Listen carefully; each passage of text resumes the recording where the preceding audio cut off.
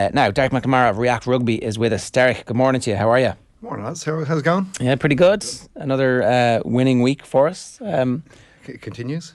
Yeah, it's an irresistible force at the moment. Tell us, where are we starting? Are we starting with James Ryan?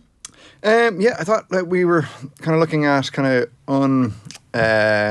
under the radar kind of players. Now, not that James Ryan needs to be under the radar, but I suppose a lot of love had been going to the back row and to the front row. So basically, what we've done here is we've kind of looked at his contribution to the game. And if he had just slid in with the final play of the game to wrap up the bonus point try, I think his momentum would have carried him. Like the actual physical momentum there, Shane. Yes, would have carried him if he'd just gone to ground and slid in. And it would have finished like an All Black-esque try. That would have been one of the all-time great moments. Or just recycle for another phase and it's still a brilliant try. Do you know? He's not finish it. I get the glory. Come on, the game's over. We've won. I think the distinguishing difference there is that you're talking about the All Blacks and then Ireland. Well, yeah. I didn't think front five were supposed to pass, but it was so close. It would have been an absolutely amazing try. It was sensational. Sorry, stick the stats back up for us here. Yeah. What does game contribution mean? So basically, when we take everything that happens in the game between the 26 players that have been involved in the game, we then show who's the guys that are contributed the most. And then when we look at James Ryan, we've got a system that allows, highlights these types of, situations that aren't the norm. When somebody does more than they're used to or more than the average second rows, then it's highlighted to us. But the difference here is that not only did James have the most or contribute the most to the game, his quality was also off the charts. From his rucking, his ball placement, his line out lifting, his line out jumping, his line out defensive jumping, his turnovers for. There's all of these different things that he was involved in. Now, offloads, he only had one of them. Maybe next time. But when we look at the 91 contributions that he was involved in the game, the vast majority of them were at the higher level of Is that accuracy. a lot? Is 91, generally speaking, would that be a lot of contributions in a game? For a second row, it'd be reasonably high. But I suppose in this game there were so many substitutes, it brings the average of the total contribution down a little bit because there's more players involved earlier in the game. But it was just something that jumped out at, when we look at the quality and the quantity lines, he was at the top of both of those for the pack, which is unusual. And then when we also look at his performance and the quality of his performance since 2022, he's consistently got slightly better and better and better and better and better. And he's, it's exactly what you want to see, The Lions tour to Australia, who's going to captain the team? Oh, Jeez, can we not get this weekend out of the way? No. We must always be looking at the future. Yeah. That way you never get let down by the present. He's definitely up there, isn't he? We can have that conversation later in the week. Absolutely. Power rank the potential captains for the Lions team. Yeah. So when we take all that information as well, and we take all of the different games that James has been involved in and his contribution throughout the entire competition, he has now moved up from second up to first of all second rows. And he's number one at carrying, he's number one at tackling, and he's number two. This graphic we have here is for the entire tournament. Yep. Right. Yeah, exactly. So he's the game contribution is just from this weekend, and then all back rows. He's number one at carrying, tackling, and lineouts. Yeah.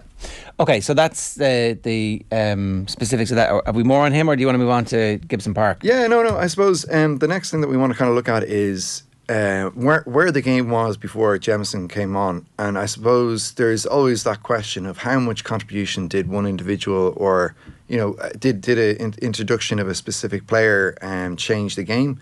And when we look at the next slide, we can see that at the 53rd minute, I think it was, we were 8-7 up. And basically, for the people that aren't listening or watching, the graph is showing kind of the first half and the start of the second half. And Ireland's trend line of work rate is significantly dropping.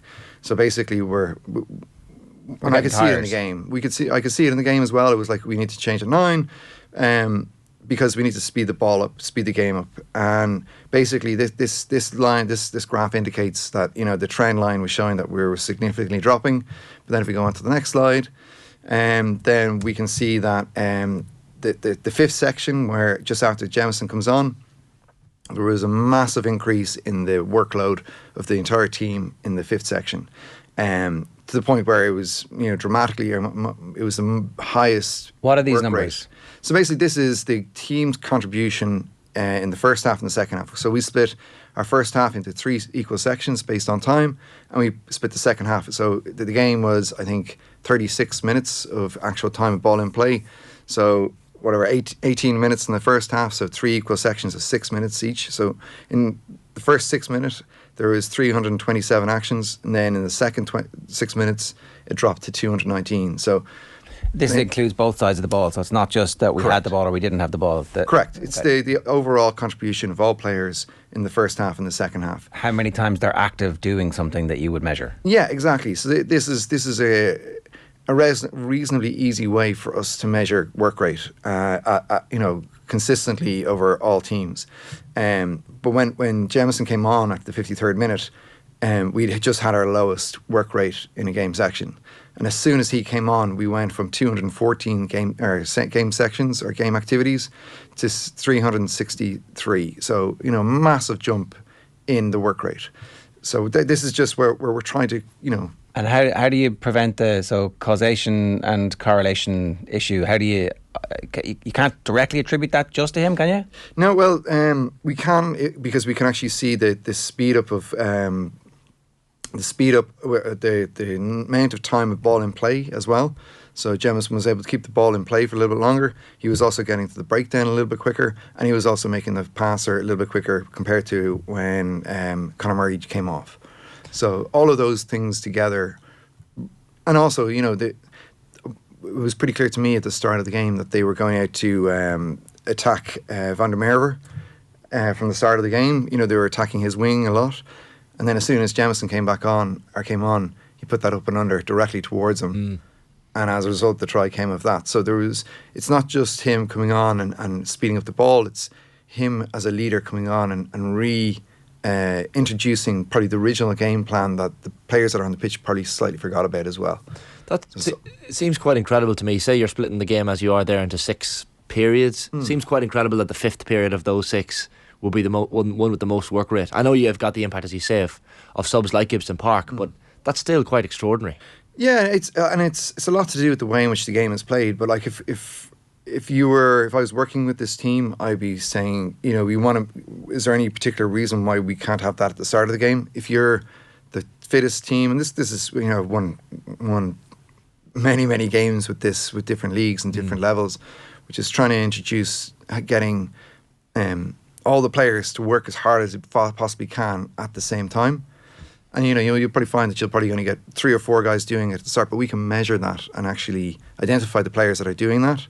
And then the next week you'll get 6 or 7, and then the next third week you'll have everybody, and everybody will buy in, and teams will be blown out of the water.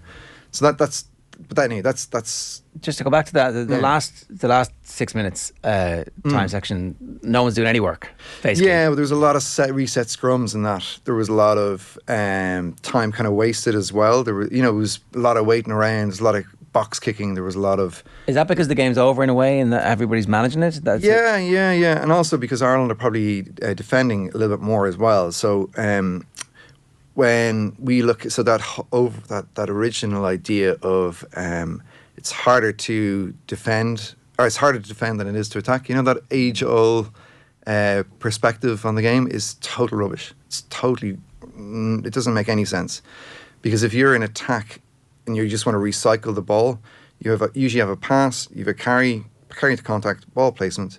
Then you have maybe 3 ruckers, so 1, 2, 3. So in before that ball gets recycled, you can have up to 7 individual activities involved in that gameplay. But in defence, you can have a tackle assist, and maybe a counter ruck. So to organise 3 people, it's a lot easier to organise than it is to organise 7. And that's why the fittest teams are at the top. That's why the teams that are able to hold onto the ball, and it's probably the main reason, and the laws that have been introduced have enhanced Ireland's chances as well. But all of these things together have the opposite impact on what's happening to the likes of England, who like kicking the ball away, and they don't have that sense of game plan where they build and put pressure on teams. Does it give us an indication as to, and I'm sure the Irish management have this idea as well, but when GIBSON-PARK comes on in the 53rd minute, is there a prime moment where they're like, well, we could bring them on at half time, we could bring them on at 65 minutes? There's obviously a peak moment where work rate drops off or other things drop off. Well, I thought it said it all with after the match when the coaching staff were, they were absolutely elated. I think in reality, it wasn't just the fact that the team had played well.